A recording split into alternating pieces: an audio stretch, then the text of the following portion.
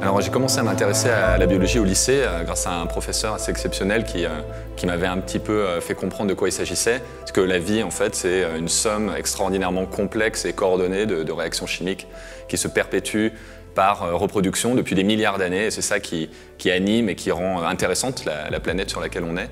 Et donc du coup, avec cette réalisation, je me suis dirigé dans le supérieur, d'abord avec une classe prépa à Angers, et puis ensuite à l'université, à Paris, donc à Sorbonne Université maintenant.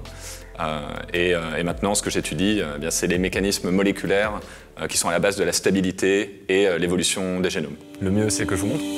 Dans mon équipe, on cherche à comprendre les mécanismes fondamentaux de l'entretien, l'organisation et la réparation de la molécule centrale du vivant, l'ADN. L'ADN, c'est ce qu'on a dans presque toutes nos cellules sous forme de chromosomes. Mis bout à bout, l'ADN contenu dans une de nos cellules est long comme ça. Le problème de cette longue molécule, c'est de la garder intacte au cours de la vie de la cellule et aussi à travers les générations. Si une cassure se produit, elle doit être réparée fidèlement pour ne pas altérer la structure des chromosomes ni l'information qu'ils contiennent.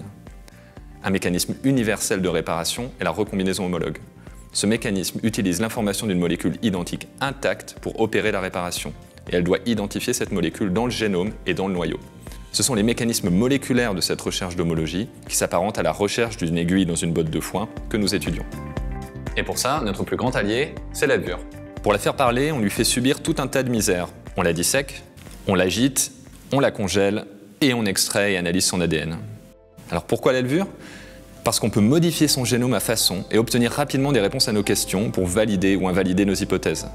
On a récemment compris qu'un aspect important de cette recherche d'homologie résidait dans la façon dont l'ADN s'organise dans l'espace nucléaire. On peut visualiser cette organisation grâce à des approches de génomique de contact qui produisent des cartes de contact entre les différentes régions du génome.